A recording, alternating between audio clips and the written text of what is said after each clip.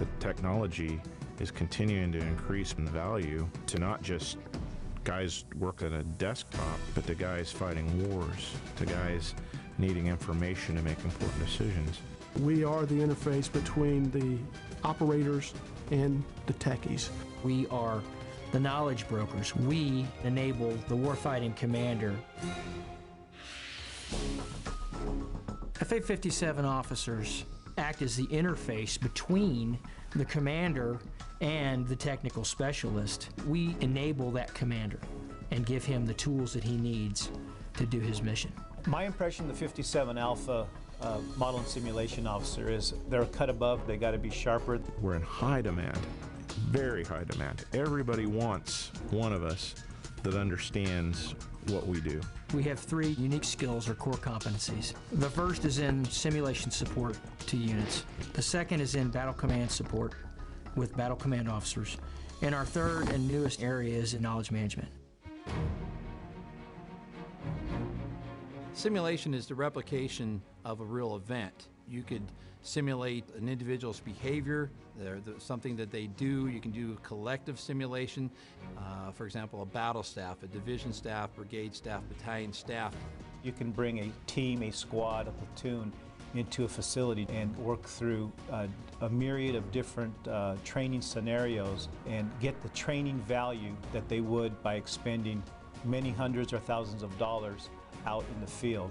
Our officers help that commander take that small period of time that he has to prepare to deploy and enrich it by using those simulations and simulators that prepare soldiers that much better for combat.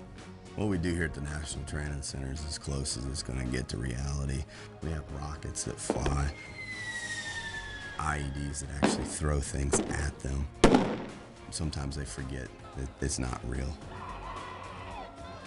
We use the AVCAT, which is a virtual aviation simulation, and VBS2, which is a first-person shooter simulation, and they can operate together on the same map.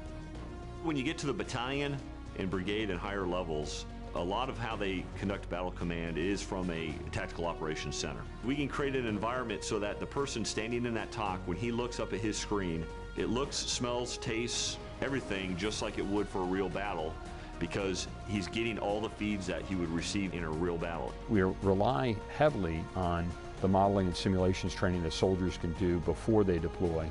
It's saving lives, it's saving money. In the long run, it makes us more proficient in a shorter amount of time.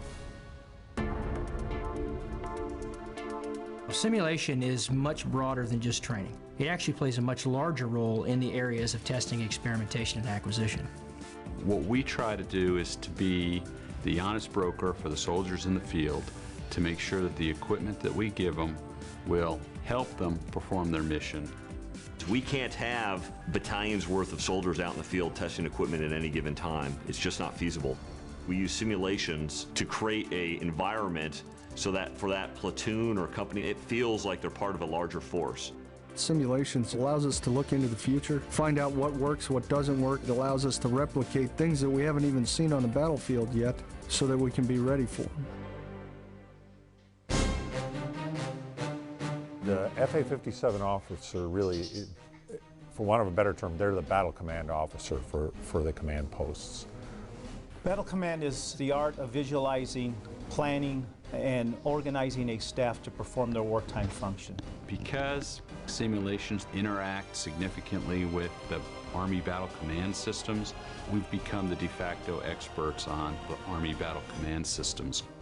We receive our officers mainly from combat arms branches of armor and infantry. That operational experience helps us again to be that interface between the commander and the technology provider. FA-57 officers often serve as deputies on the operations floor, as deputies in the future ops floor. They're not just thinkers or integrators, they're also doers. And that's the wonderful thing about a 57 is that not only are they technically proficient, but they bring with them that operational experience.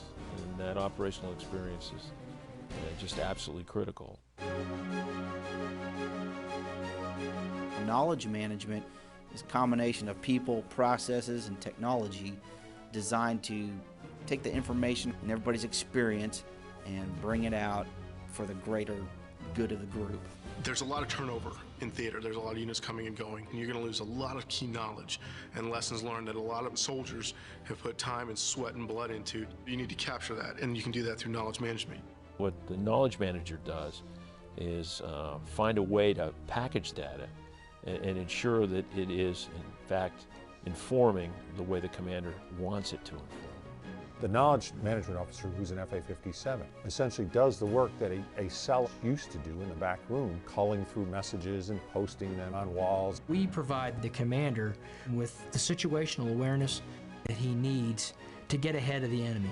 The 57 uses his technical skills with knowledge management skills to provide us that true common controller that will be of value to the commander. FA-57 is a great and growing career field. I've had the opportunity as a 57 to pretty much chart my own path. I've worked at our Army component level. I've worked with the brigades and units in combat. I've worked at a joint level. So I think it offers very, very wide opportunities for self-development as an officer. I like the fact that I can create an exercise completely out of nothing and see the growth of the staff over 4 or 5 days to where they're a functioning staff at the end of the exercise. It's a lot of job satisfaction. An FA-57 officer gets experience in the schools and training that we give them to make a real contribution to the unit throughout the entire ARFOGEN cycle.